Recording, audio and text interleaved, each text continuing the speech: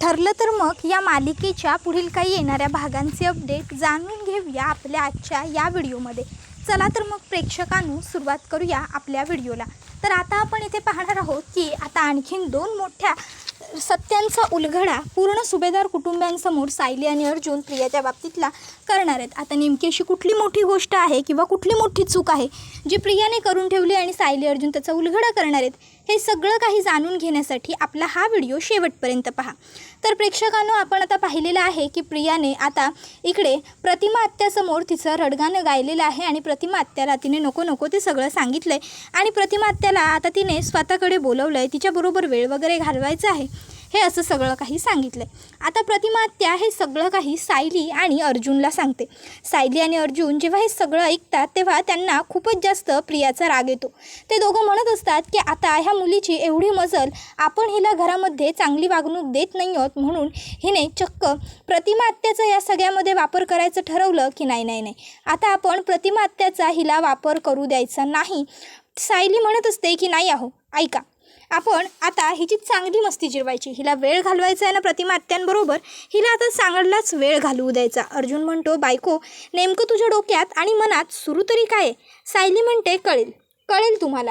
आणि मग आता ती ताबडतोब प्रतिमा आत्या, जानकी आणि सखी ह्या तिघींनाही आता ती कॉन्फरन्स कॉलवरती घेते आणि कॉन्फरन्स कॉलवरती ती आता प्रतिमा आत्याला म्हणत असते, प्रतिमा आत्या प्रियाने खूप असे काही कांड उपसलेले आहेत की ज्यामुळे आम्ही प्रियाबरोबर हे सगळं वागतोय। तुम्हाला तर माहिती आहे आम्ही कुणीही प्रियाला जाणून बुजून त्रास देणार नाही आहोत। त्याबरोबर प्रतिमा आत्या होकार देते। तर मग आता सायली ही जानकी आणि सखीला सांगते प्रतिमा आत्यांच्या बाबतीमध्ये या प्रियाने एक खूप मोठी चूक केली आहे, ती म्हणजे भर होळीच्या सणामध्ये तिने प्रतिमा आत्याला आगीच्या जवळ ढकललं होतं आणि आता आपल्याला तिला तिच्या त्या गुन्ह्याची शिक्षा मिळवून द्यायची। आणि प्रतिमा आत्यांच्या समोर ती हा जो काही दिखावा करते ना की कशी तिला प्रतिमा आत्यांची काळजी आहे, कसं तिचं प्रतिमा आत्यावर प्रेम आहे, ह्या सर्व खोट्या मुखवट्या मागची प्रियासुद्धा आपल्याला प्रतिमा आत्यांसमोर आणायची। तर तुम्ही दोघी मदत कराल ना? त्याबरोबर जानकी आणि सखी म्हणतात अगं प्रश्न आहे का? सायली म्हणत असते ठीक आहे, मग आता मी तुम्हाला सांगते तसं तुम्हाला करायचं आहे। सायली आता तिचा पूर्ण प्लॅन त्या दोघींना सांगत असते। अर्जुनही मध्ये त्यांना काय करायचं ते गाईड करत असतो। जिथे सायली सांगत असताना कमी पडत असते तिथे अर्जुन तिला पूर्ण करत असतो। दोघं नवरा बायको ठरवतात की आता प्रियाची चांगलीच सगळी मस्ती जिरवायची। अर्जुन हा आता जानकीला आणि सखीला म्हणत असतो, जानकी सखी तुमच्यावरती खूप मोठी रिस्पॉन्सिबिलिटी आहे। जानकी ताई तुम्हाला माहितीच आहे प्रिया पूर्वीपासून कशी येते, त्यामुळे तुम्ही स्पेशल काळजी घ्या। त्याबरोबर मग सायली सखीलासुद्धा म्हणते आणि सखी तुला प्रिया किती नालायक आहे आणि ती किती काय करू शकते या गोष्टींचा अंदाज नाही आहे, त्यामुळे तू मात्र तिच्यापासून जपून राहा, सावध राहा। त्यानंतर सायली फोन ठेवून देते। सायली आता म्हणत असते प्रिया तुझ्या प्रत्येक पापाची अद्दल मी तुला घडवणार आहे। त्यानंतर मग आता सायलीने ठरवल्याप्रमाणे प्लॅनला सुरुवात करण्यासाठी सखी आणि जानकी आलेले असतात। आता जानकी घरातले सगळे सायली अर्जुन प्रिया हे सगळे बाहेर हॉलमध्ये बोलत असेपर्यंत सखी जाते आणि आता एका बेडरूममध्ये सगळा काही धूर करते आणि जानकीच्या फोनवर मेसेज करते की काम फत्ते झाले। त्याबरोबर मग आता जानकी त्या ठिकाणी येते। आता त्या खोलीत त्यांनी थोडीशी आग लावलेली असते, खोलीला आग लागलेली असते आणि आता तिकडे जानकी येते आणि म्हणते आग आग आग लवकर या कोणीतरी आग। त्याबरोबर इकडे आता प्रिया विचार करते की हीच संधी आहे माझी, नामी संधी, मी इथे जाणार आणि ॲक्टिंग करणार ह्या दोघींना वाचवण्याची। प्रिया आता तिकडे धावतच येते आणि कुठे लागली आग, कशी लागली असं ओरडत असते।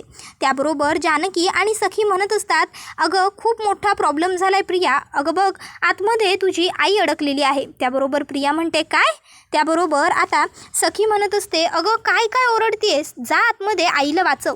जानकीसुद्धा म्हणते हो प्रिया अगदी बरोबर बोलतीये सखी, जा पटकन त्या आगीमध्ये तू पटकन जा आणि वाचव प्रतिमा आत्यांना। हे बघ आग अजून पूर्ण लागलेली नाही आहे, दरवाजा जळायचा बाकी आहे, तू पटकन जा आणि प्रतिमा आत्यांना बाहेर घेऊन ये। आतमध्ये प्रतिमा आत्यांना केवढा त्रास होत असेल, वेळ पडली असेल तर येवा ना त्या बेशुद्धही झालेल्या असतील, जा पटकन आतमध्ये जा आणि आईला वाचव। त्याबरोबर आता प्रियाला तर भीती वाटू लागते। प्रिया आता विचार करते उगाच आले इकडे, नाटक करायला गेले आणि गळ्याशी आलं।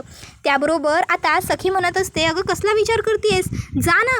तुझ्याऐवजी जर मी असते तर माझ्या आईला वाचवायला मी एक क्षणाचा सुद्धा विलंब लावला नसता, आणि तू मात्र इथे अजून ढिम्मासारखी उभी आहेस. अगं जागची हाल, तुझ्या आईला तुझ्या मदतीची गरज आहे. त्याबरोबर आता प्रिया घाबरत असते. प्रिया काही आता पुढे सरसावतच नसते. तर आता लगेच इकडे जानकी ही म्हणत असते, जा पुढे जा. त्याबरोबर सखीसुद्धा म्हणत असते, अगं प्रिया अशी डम्म्यासारखी बघत काय उभी आहेस, चल चल जा पटपट पुढे जा आणि तुझ्या आईला वाचव. तुझ्या आईला तुझ्या मदतीची गरज आहे. अगं जा जा, बघत बसू नको, जा मदत कर त्यांची. प्रिया जातीयस ना, प्रिया आईला वाचवतीयस ना, प्रिया प्रिया अगं जा. खरं तर सखी हे सगळं मुद्दाम बोलत असते. मग आता जानकीसुद्धा म्हणते. त्यावर प्रिया बोलू लागते, अरे मी कशी जाऊ, एवढी आग लागली ही, आईला वाचवण्याच्या नादात जर मी जळून गेले तर मी काय करू. नाही नाही नाही, मला हे सगळं जमणार नाही आहे, मी नाही जाऊ शकत इथे आतमध्ये. मला नका सांगू, मी नाही करू शकत हे सगळं, मला नाही जमणार.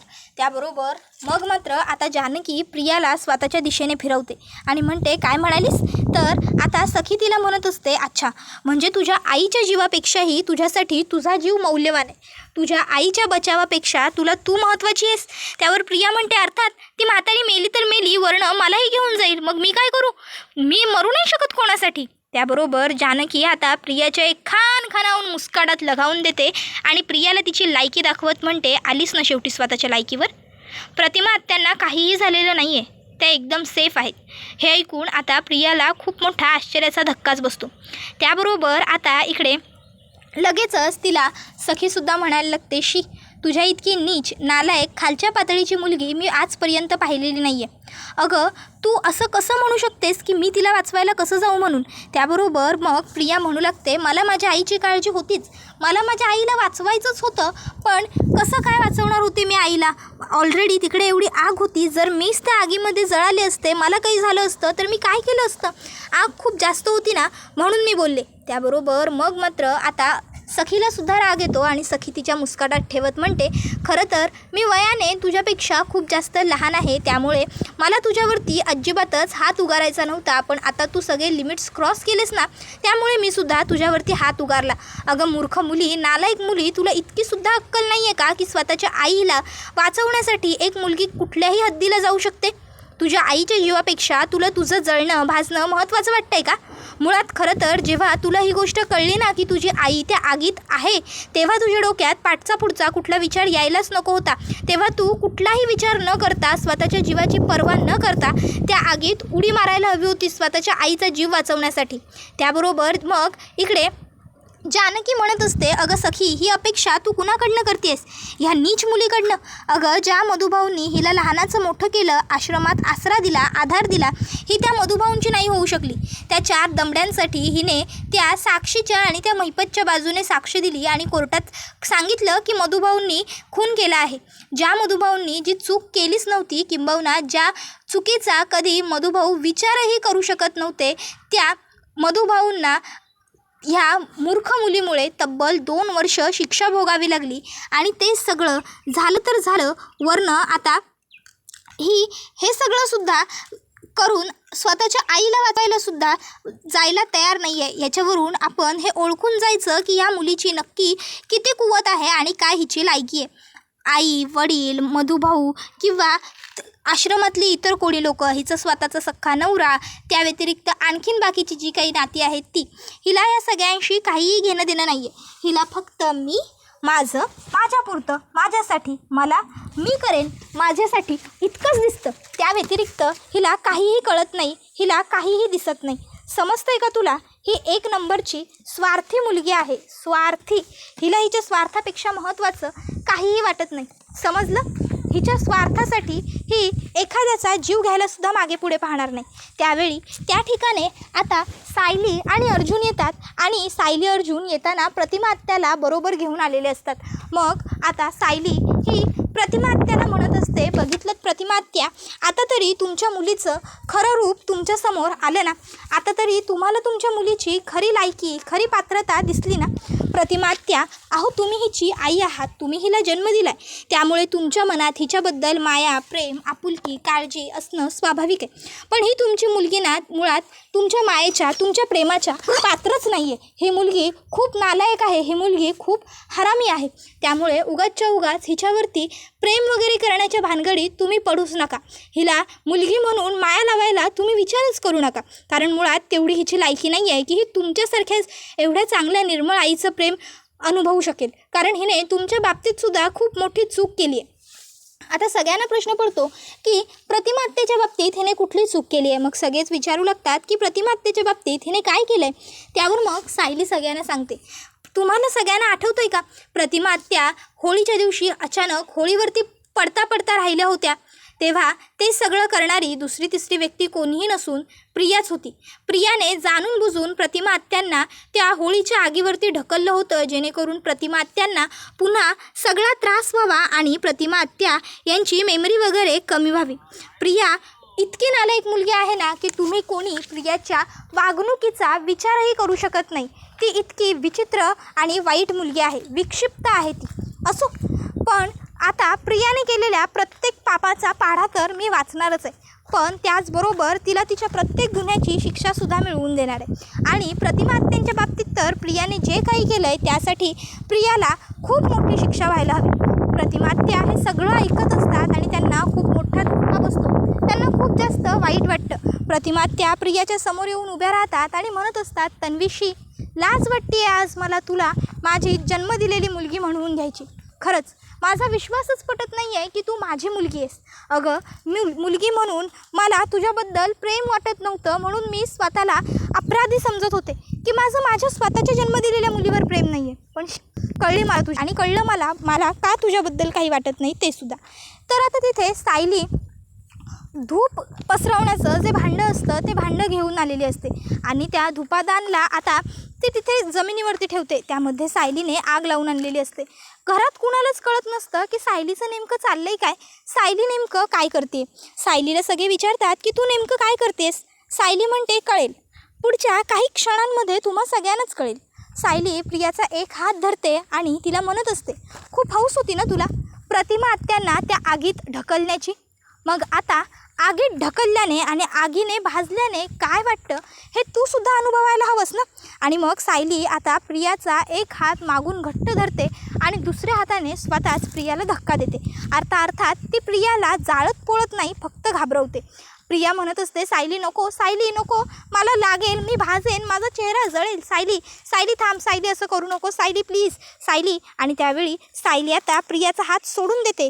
त्याबरोबर मग ती प्रियाला म्हणते, चल निघ, तुझ्या इतकी खालच्या पातळीला जाऊन वागणारी पाताळयंत्री बाई मी नाही आहे, समजलं ना. त्यामुळे आता ताबडतोब निघायचं, निघ चल. त्याबरोबर मग आता प्रिया ही लगेचच तिकडनं निघते आणि निघून जाते. त्याबरोबर मग आता ती येऊन त्या अडगळीच्या खोलीत बसते.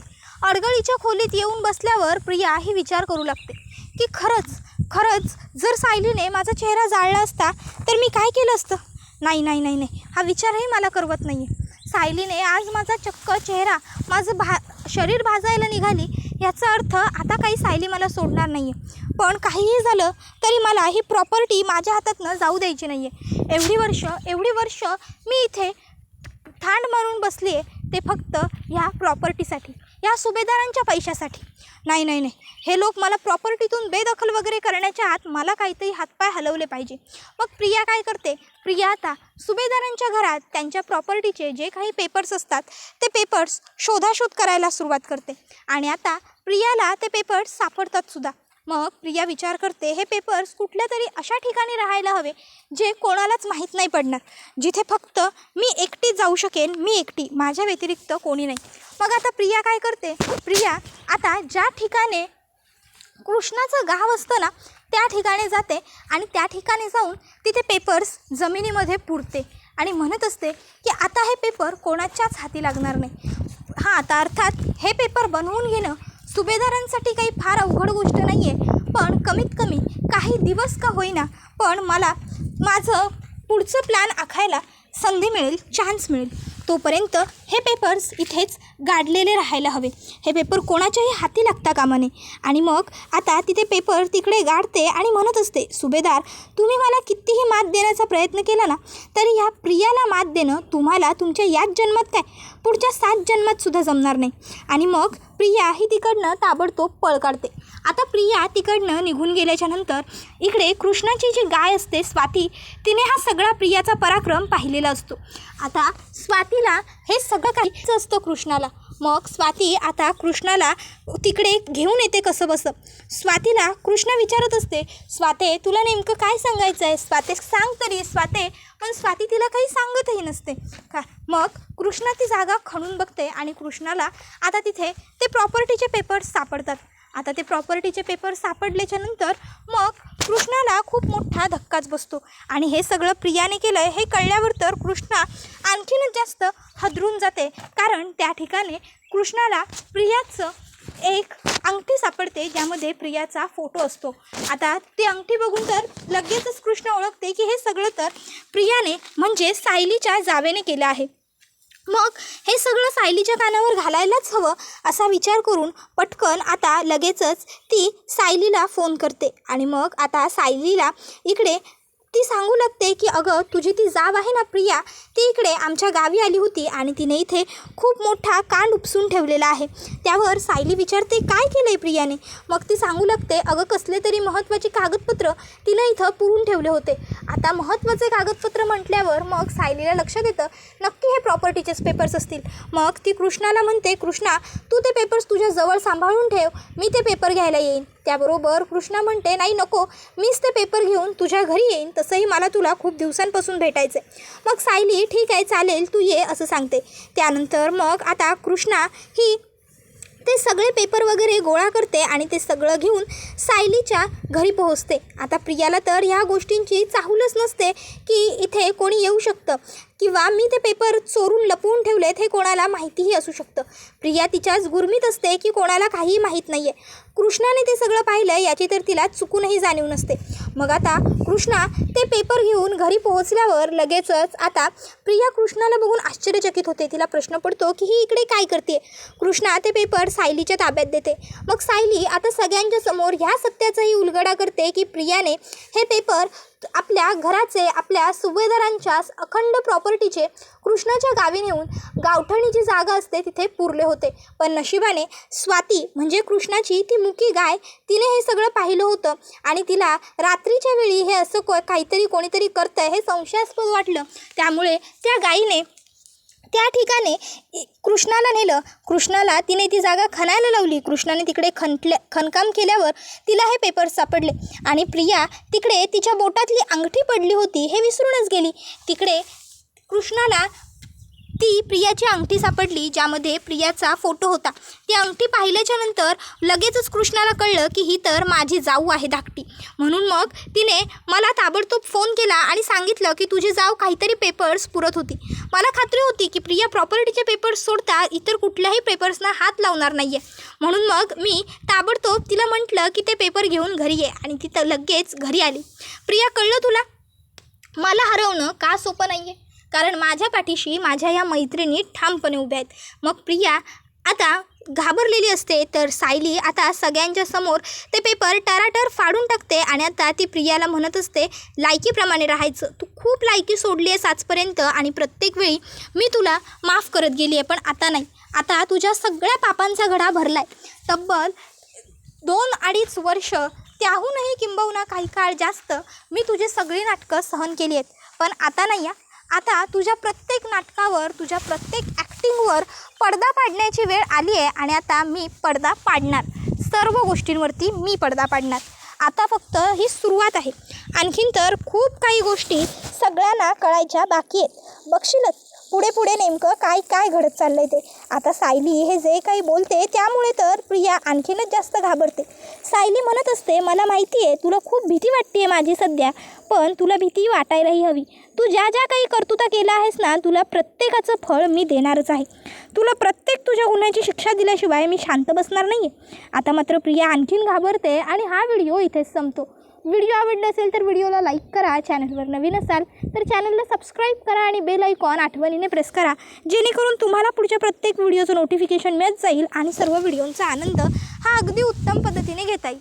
चला तर मग प्रेक्षकांनो, आजच्या पुरते इथेच थांबूया. पुढचा व्हिडिओ येईपर्यंत या